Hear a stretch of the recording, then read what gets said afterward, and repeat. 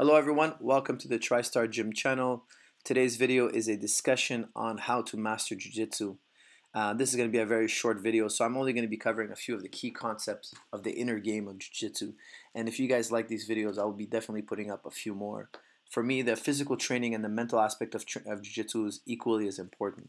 Okay, so let's get started with the first and most important thing you can do to influence your Jiu-Jitsu career and make your Jiu-Jitsu the best possible. The number one thing you can do is find a great instructor. And I'm very fortunate. I believe I found the best jiu-jitsu instructor on the face of the earth in John Danaher. If you guys have never heard about John Danaher, it's because he doesn't like social media. He doesn't like to do interviews, etc.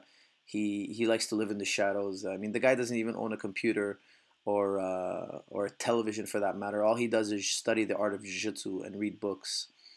And, he's trained a lot of great competitors from Frankie Edgar, GSP, Chris Weidman, myself, Rory McDonald, etc.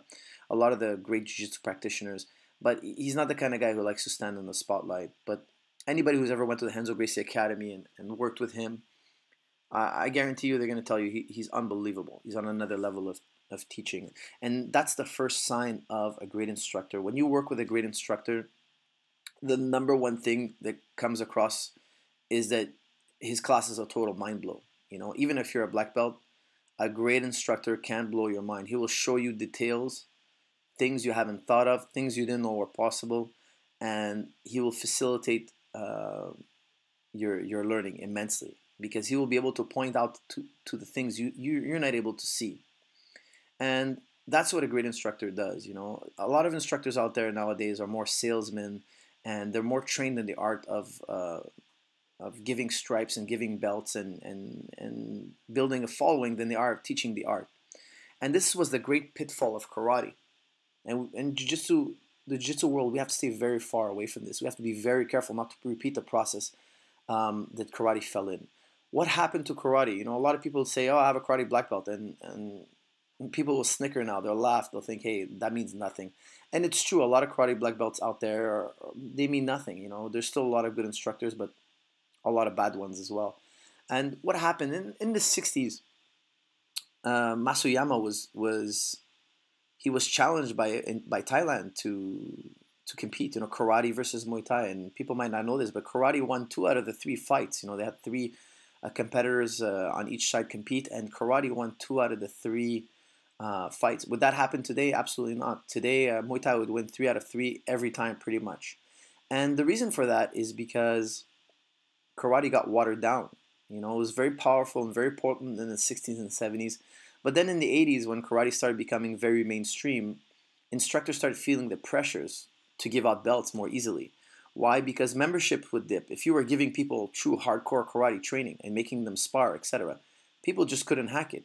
And the guy down the street who's giving away black belts real easily, who's watering down the curriculum, his school was full, because people want to blast their egos. They want to feel good. They want to walk around with a karate black belt around their waist. And before you know it, these karate black belts, because they're not truly really trained, they're not true karate black belts, they start not wanting to spar and not wanting to gear up and do a couple of rounds. Why? Because they know they'll be exposed. And I'm starting to see the same thing in jiu-jitsu. A lot of guys getting their belts really fast, getting stripes, etc. And then all of a sudden, these guys don't come to practice anymore. They don't want to roll. They don't want to. They always have injuries, etc. Things that prevent them from rolling. But when it comes to jiu-jitsu, you have to put your cards on the table. This is the true art of jiu-jitsu. If you're a black belt and you're getting tapped out by the blue belts and purple belts, something's wrong. Something's wrong. You're not truly a black belt. The definition of black belt is that you are better than the other belts. And okay, it can happen, of course, that black belts get tapped out. All black belts get tapped out, even by a blue belt every so often. It's extremely rare, but it can happen. But the general norm is that 99 times out of 100, the blue belt gets his ass kicked by the black belt. This is just the definition of black belt. Okay, so the number one thing, indicator that you have a good instructor is that your instructor will step on the mat and he will roll with everyone and anyone.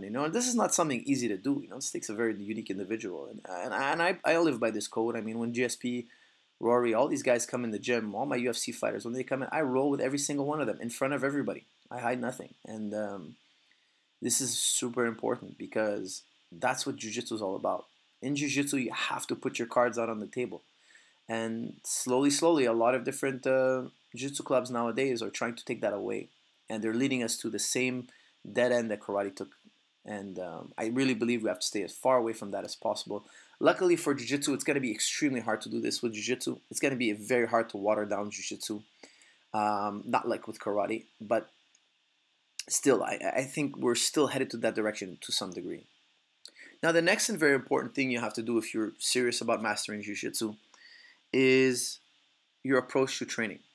When you go to the training room, you have to be the best student possible. And the best student possible, when he goes in the training room, he's looking to learn, not to dominate.